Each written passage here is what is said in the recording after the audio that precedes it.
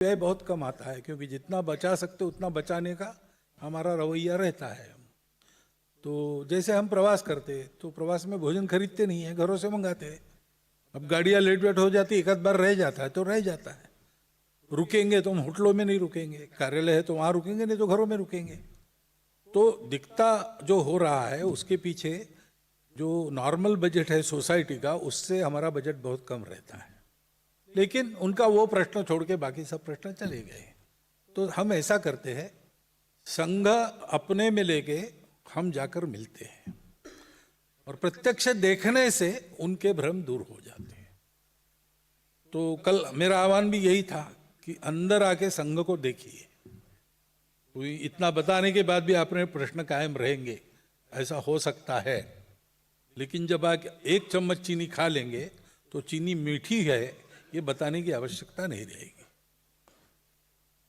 अब अंग्रेजी भाषा संघ के पद्धति का अंग कभी नहीं बनेगी, क्योंकि वो भारतीय भाषा नहीं है। हमको भारतीय लोगों में काम करना है और वो आज हिंदी या अपनी मातृभाषा भूलकर अंग्रेजी में बात कर सकते हैं, लेकिन उनकी मातृभाषा बदलती नहीं। परंतु जहां अंग्रेजी आवश्यक है वहां हम उसका उपयोग करते हैं। कोई किसी भाषा से हमारा झगड़ा नहीं है। हम जो है वो हमको बने रहना है। हम अंग्रेजी ऐसी बोले कि अंग्रेज लोग हमारा भाषण सुनने के लिए टिकट खरीद कर उपस्थित रहे, ऐसी अंग्रेजी हमको आनी चाहिए। परंतु इसका मतलब हम अपनी मातृभाषा भूल जाए ये नहीं है, ये हमारा कहना है। इसलिए अभी बंगलोर में व्याख्यानमाला हुई, यही कार्यक्रम वहां हुआ। वहाँ अधिकांश तमिलनाडु, केरल, बंगलोर यानी कर्नाटक, आंध्र, 4-5 प्रांतों के लोग थे। उसमें से कई लोगों को न हिंदी आती है तो अंग्रेजी में बोलना पड़ा। तो पूरे 2 भाषण मैंने अंग्रेजी में दिए, प्रश्नों के उत्तर अंग्रेजी में दिए। तो हम करते हैं। हिंदू स्वयंसेवक संघ है तो हिंदू स्वयंसेवक संघ में यूके में और अमेरिका में अंग्रेजी में ही चलाना पड़ता है। परंतु फ्रांस में अंग्रेजी नहीं चलती, वहां हिंदी में ही करना पड़ता है। जर्मनी में अंग्रेजी नहीं चलती, वहां हिंदी में ही करना पड़ता है। बाहर जो हिंदू स्वयंसेवक संघ का काम विभिन्न देशों में चलता है, उसके लोग जब इकट्ठा आते हैं तब 2 ग्रुप हो जाते हैं। जिन देशों में अंग्रेजी चलती है और जिन देशों में अंग्रेजी नहीं चलती वहां हिंदी ही चलती है। तो ये फैक्ट है कि हम कितना भी अंग्रेजी बोले कुछ करें, हमको अगर भारत से जुड़ाना है, भारतीय लोगों से संवाद करना है, तो या तो अपनी मातृभाषा या हिंदी, ये 2 ही ऑप्शन अभी है। थोड़ा थोड़ा संस्कृत, कोई विदेशी भाषा ये काम नहीं कर सकती। इसलिए अंग्रेजी से हमारा बैर नहीं है और जहाँ बिना अंग्रेजी काम नहीं होता वहाँ हम अंग्रेजी का उपयोग करते हैं। लेकिन अब हम संघ में अंग्रेजी चलाएंगे ऐसा हम कभी करेंगे नहीं। संघ में भारतीय भाषा ही चलेगी।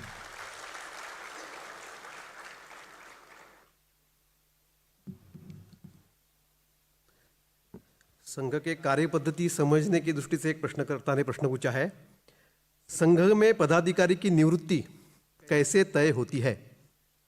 उसका आगे का पक्ष बात है, आगे कभी SC ST समाज का कोई व्यक्ति सरसंघ चालक बन सकता है क्या? अच्छा, आपको निवृत्ति कहना है कि नियुक्ति कहना है, ये मेरे ध्यान में नहीं आया।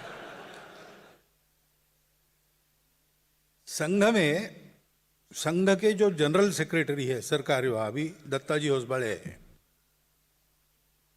वो, और क्षेत्रों के, प्रांतों के, विभागों के, जिलों के संघ चालक, इनका 3 साल में एक बार निर्वाचन होता है। इतने लोग निर्वाचित होते हैं। उनको निर्वाचित करने वाला जो मतदाता वर्ग है वो भी निर्वाचित होता है स्वयंसेवकों से। 50 स्वयंसेवकों के पीछे एक ऐसे प्रांत प्रतिनिधि होते हैं और 40 प्रांत प्रतिनिधियों के पीछे एक अखिल भारतीय प्रतिनिधि होता है। अखिल भारतीय प्रतिनिधि ये सरकारी विभाग और क्षेत्र संघ चालकों का चुनाव करते हैं और उनके साथ प्रांतीय प्रतिनिधि मिलकर प्रांत विभाग जिला संघ चालकों का चुनाव करते हैं। बाकी सब लोगों की नियुक्ति ये लोग करते हैं। अपवाद एक है सरसंघ चालक। सरसंघ चालक जो है वो अगले की नियुक्ति करता है। उसमें निर्वाचन, वो एक श्रद्धा का स्थान माना जाता है, वहाँ चुनाव वगैरह नहीं है। वहाँ जो होगा उसके प्रति अपनी श्रद्धा लोग रखते हैं। तो एक दिन एक गांव के लोग पेशवा के दरबार में आए कि तालाब सैंक्शन हुआ, 3 साल हो गए, वर्षा आई और चली गई, तालाब बना ही नहीं, अब वर्षा आने को है, कम से कम अब तो बनाइए, सैंक्शन तो कर दिया आपने, काम नहीं हो रहा है। तो पेशवा ने बुलाया अपने कारोबारियों को, क्या हुआ भाई? उन्हें कहा हाँ ये बात तो है, सैंक्शन भी हो गया, लेकिन इनकी जो अर्जी आई उस पर वो गणेश जी की मुद्रा नहीं थी। तो बोले गणेश जी की मुद्रा कहाँ से? तो बोले वो तो हर कागज पर रहती है।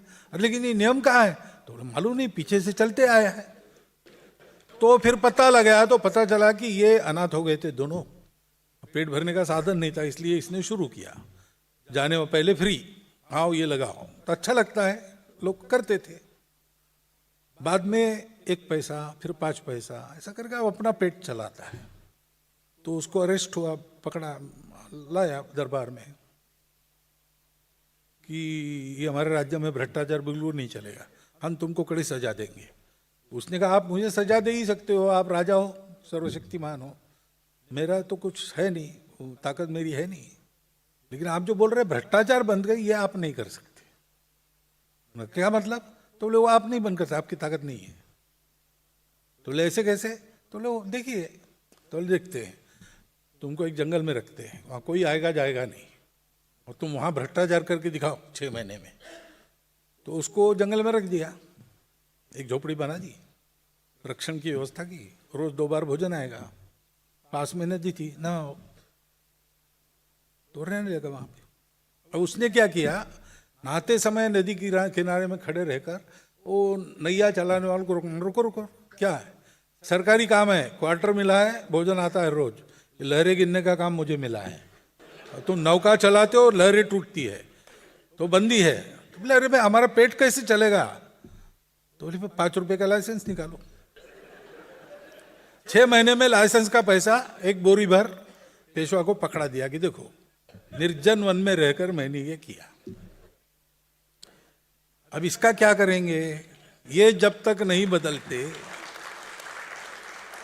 चाणक्य ने कहा है कि पानी में मछली कब जल पीती है जैसे पता नहीं चलता, वैसे सरकार में कर्मचारी कब पानी पीते हैं किसी को पता नहीं चलता।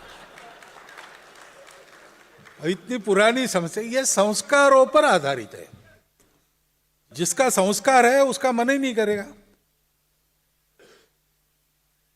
तोरा मन दर्पण कहलाए, प्रसंग आंखों के सामने है ना। गीत का आशय यही है। हमारे घर में 100 साल की वकालत है। हमारे दादाजी बताते थे कि कोर्ट्स नए नए आए थे, तो एक आदमी आया, अब कोर्ट के प्रोसीजर किसको पता थे भारत में, तो वो सीधा कोर्ट में आया, मैजिस्ट्रेट गोरा आदमी था, उसको कहते महाराज 10,000 रुपया हमारे दोस्त ने लिया, वापस नहीं दे रहा है। अब वो भी, उसको भी दया आ गई, उसने प्रोसीजर वगैरह नहीं बताया, उसको बुलाया, उसको पूछा 10,000 रुपया नहीं लिया है। अब बार बार वो कह रहा है लिया है, और ये कह रहा है न्याय कैसा करें। तो उसने चपरासी को भेज के एक गाय बुलाई और उस आदमी के हाथ में गाय की पूंछ दी, उसको पकड़ और बता पैसा नहीं लिया। तो उसने हाथ में लिया, आधा मिनट रुका, फिर कहा नहीं माफ करो, मैंने पैसा लिया है, 3 महीने और दे दो, मैं वापस कर दूंगा। अब गाय की पूंछ हाथ में है तो झूठ न बोलने की दानत जहां है वहां भ्रष्टाचार रुक सकता है। और संघ का यही काम है, संस्कार उत्पन्न करना। खाएंगे नहीं, खिलाएंगे नहीं, चोरी काम में करेंगे नहीं। ऐसे है हमारे कार्यकर्ता है जो अड़ जाते हैं, लड़ जाते हैं। सामान्यता ये स्वभाव संयोग का रहता है। उसका कारण उसका संस्कार है। वो गरीब है तो भी पैसा नहीं खाएगा। गुरु दक्षिणा छात्रावास में रख दी, पड़ी रही वहां। और ये जो बर्थ रेट वाली बात है वो आखिरी है, तीसरा है। पहला है कन्वर्शन। तो हमारे यहां तो मत स्वातंत्र्य है, आपका भगवान आप चुन सकते हैं, और आप खुद चुनते हो तो उस पर कोई हाथ नहीं उठा सकता, ऑब्जेक्शन नहीं ले सकता।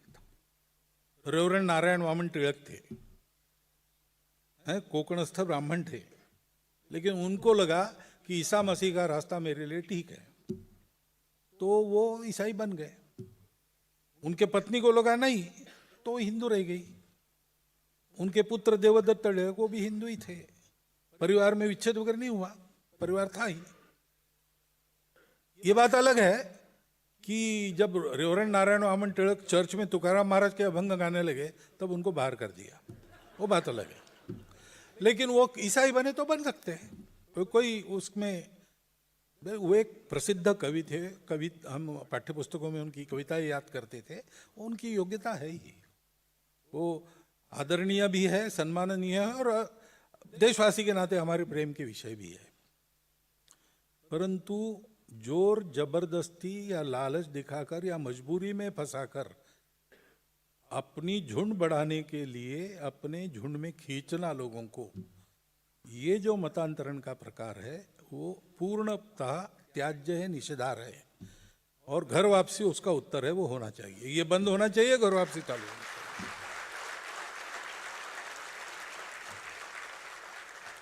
जो आना चाहते हैं उनको घर वापसी में जबरदस्ती नहीं होती, जो आना चाहते हैं उनके लिए रास्ता बनाते हैं,